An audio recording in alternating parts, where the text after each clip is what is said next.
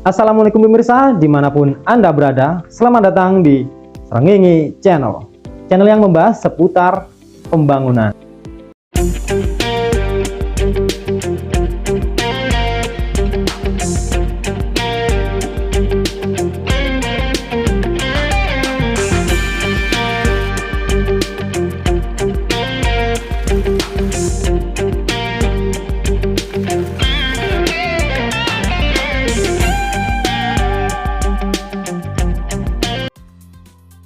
Baik pemirsa, pada video kali ini kita sedang berada di Basecamp SHC atau Srengenge Holding Company.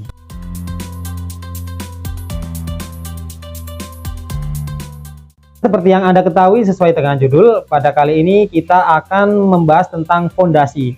Apa sih fondasi itu? Nah, kita akan langsung tanya ke narasumbernya, yang kebetulan pada kali ini kita akan langsung menanyakan kepada owner dari Srengenge Holding Company ini. Ingin tahu pembicara kita? Ikuti terus video ini. Baik pemirsa, sekarang saya sudah bersama dengan owner dari CV Srengenge Holding Company ini. Selamat siang Mas. Ya, selamat siang Mas Udin. Ya. Oke Mas, bersama dengan Mas siapa ini? Saya dengan Dwi. Oke Mas Dwi. Oke Mas, pada kesempatan kali ini kan kita lagi mau membangun Mas ya. Ini mau membangun apa nih Mas? Jadi salah satu fasilitas yang kita berikan kepada teman-teman pekerja atau karyawan itu adalah yang tidak lain adalah musola. Oke. Musola itu sangat dibutuhkan. Makanya kita perlu pengadaan untuk musola seperti itu Mas. Oke, jadi sekarang kita akan membangun musola teman-teman. Ini sekarang kita sedang pengerjaan fondasi. Mas kalau boleh tahu nih Mas, sebelum kita lebih lanjut lagi, apa sih fondasi itu Mas? Jadi pengalaman kita atau dari beberapa literasi yang kita dapat, fondasi itu adalah bagian yang tak terpisahkan dari sebuah bangunan. Jadi bagian-bagiannya itu ada beberapa, yang salah satunya adalah fondasi. Nah, fondasi ini adalah bagian yang paling bawah atau substruction atau struktur yang berada di paling bawah seperti itu disebut dengan fondasi. Jadi nanti ada struktur bawah yaitu fondasi, struktur tengah kolom, terus ada lagi struktur atas seperti balok seperti itu. Jadi pada kesempatan kali ini kita cuma akan membahas perihal tentang fondasi seperti itu Mas. Oke, siap. Ini ngomong-ngomong tentang fondasi nih Mas. Fondasi itu untuk sebuah bangunan, fondasi itu statusnya sepenting apa sih Mas? Jadi secara fungsi itu fondasi itu untuk meneruskan beban yang berada di atas, meneruskan ke tanah. Jadi atas ada beban, nah itu akan direduksi ke tanah melalui fondasi seperti itu. Jadi fungsinya fondasi itu adalah meneruskan beban dari bangunan itu ke tanah seperti itu. Berarti lebih ke apa ya? Penahan Mas ya? Ya perkuatan untuk memperkuat bangunan. Jadi tidak mana yang paling penting fondasi atau kolom, bukan. Jadi ada fungsi dan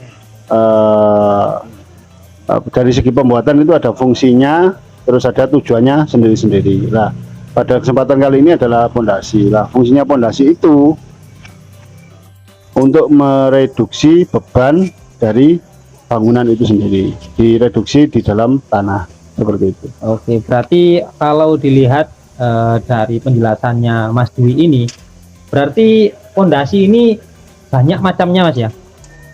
Kalau dari segi model atau fungsinya itu nanti fondasi dibagi berbagai macam. Dari segi jenis bangunan nanti fondasinya juga akan bermacam-macam. Ada fondasi yang dangkal, ada yang fondasi yang dalam. Itu nanti tergantung dari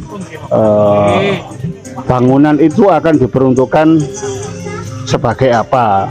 atau bangunan satu lantai, atau bangunan yang sederhana, atau bangunan yang lebih tinggi. Oh, berarti untuk macam-macam pondasi itu ada dangkal sama dalam, Mas ya? Dari segi pembebanannya Iya. atau penerusan beban dari bangunan itu, pondasi ada dua, pondasi dalam dan pondasi yang dangkal, seperti itu. Nah, ini untuk pondasi dalam sama dangkal nih, Mas. Pondasi, maksudnya pondasi dangkal itu seperti apa sih? Kalau pondasi dangkal itu pondasi yang sangat sederhana. Jadi peruntukan rumah-rumah yang semi permanen itu ya juga membutuhkan pondasi.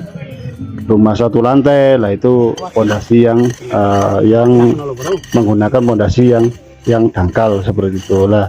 Terus untuk bangunan-bangunan yang tinggi atau bangunan-bangunan lebih dari 2 lantai, setidaknya kita menggunakan pondasi yang dalam, atau dalam bahasa literasinya itu adalah shallow foundation, seperti itu. Ya, itu adalah pondasi yang mendukung beban secara langsung. Pondasi ini biasanya digunakan apabila lapisan tanah pendukung pada dasar pondasi terletak bangunannya itu relatif jauh dari permukaan tanah atau daya dukung tanah, seperti itu. Oh, itu berarti lebih ke aspek pemakaian pondasi ya? Ya, lebih ke cenderung ke bangunannya, lebih tepatnya. Bangunannya, kalau bangunan yang tidak berlantai, artinya satu lantai, nah itu menggunakan pondasi yang dangkal, seperti itu. Nah, untuk ukuran yang bisa disebut pondasi dangkal itu biasanya ukuran kedalamannya sampai berapa? Nah, kalau itu perlu kita hitung, artinya daya dukung tanah itu perlu kita hitung. Mana-mana yang daya dukung tanahnya lemah, nah itu menggunakan pondasi yang dalam. Nah, mana-mana yang daya dukung tanahnya yang sudah baik, memenuhi, itu menggunakan pondasi yang dangkal. Seperti ini, maksudnya logikanya itu ketika pembebanannya sudah besar, terus daya dukung tanahnya sudah baik, nah berarti pondasinya itu kita menggunakan pondasi yang dangkal, begitu. Nah, untuk pondasi dangkal sendiri nih, Mas, katakanlah rumah ini hanya satu lantai dengan ketinggian rumah ini 4 meter, itu membutuhkan pondasi kedalaman berapa senti atau berapa meter gitu? Secara umum, kalau secara umum itu kita menyebutnya gini aja sebelumnya. Jadi jenis-jenis pondasi yang dangkal itu ada pondasi yang lajur batu kali. Nah, ini dipergunakan rumah yang biasanya satu lantai. Nah, ini kedalamannya dengan perhitungan sebenarnya. Tapi secara umum itu adalah antara 80 sampai 1 meter dari permukaan tanah. Nah, itu kalau melihat daerah, sebenarnya kan ada itu nanti daerah dengan tanah yang gembur atau dengan tanah yang geraknya itu sangat lambat, artinya itu bisa kita gunakan untuk pondasi yang dangkal.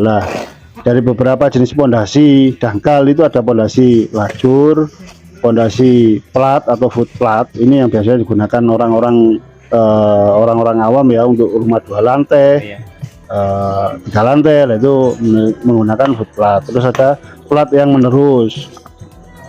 Terus ada pondasi sumuran atau pondasi rakitan. Jadi khusus untuk yang bangunan musola ini kan kita pembuatannya bangunan semi permanen. Semi permanen ini kan terbuat dari bambu. Jadi kita menggunakan pondasi yang mungkin jenis ada yang footplat ini, atau nanti kita pondasi batu ini, batu atau pondasi umpak itu kalau bahasa Jawanya itu ya. Oh ya. Ini kan untuk video kali ini kita akan membahas tentang pondasi yang akan kita bangun, yaitu musola. Yang mana lokasinya ini kan ini, Mas, nggak rata. Yang kanan itu tadi lebih dalam, yang kiri lebih dangkal lah. Itu membutuhkan yang kanan, membutuhkan yang pondasi yang seperti apa, yang kiri jenisnya yang seperti apa. Kalau dalam kasus yang kita ambil sekarang ini kita menggunakan fondasi yang fondasi plat. Fondasi plat lah.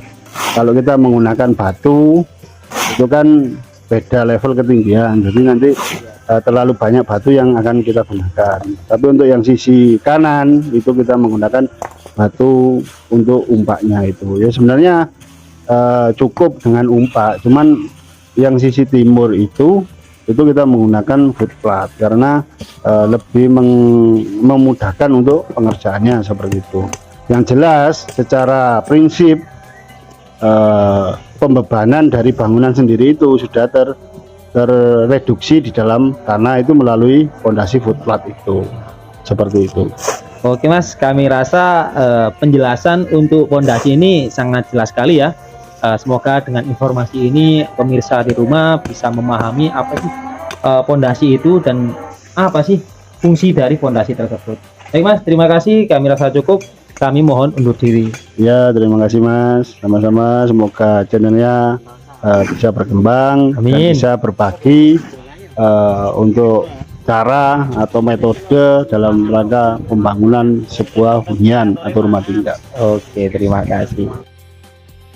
Baik pemirsa, kami rasa cukup pertemuan kita kali ini tentang pembahasan fondasi. Nah, untuk pemirsa di rumah mungkin ada yang masih kurang paham tentang pemahaman fondasi tersebut, pemirsa bisa bertanya di kolom komentar. Nah, untuk pemirsa mungkin yang masih belum tahu atau belum paham tentang CV Srengenge Engineering, kami sudah menyiapkan link pada deskripsi. Baik pemirsa, kami rasa cukup. Kami mohon undur diri dan assalamualaikum.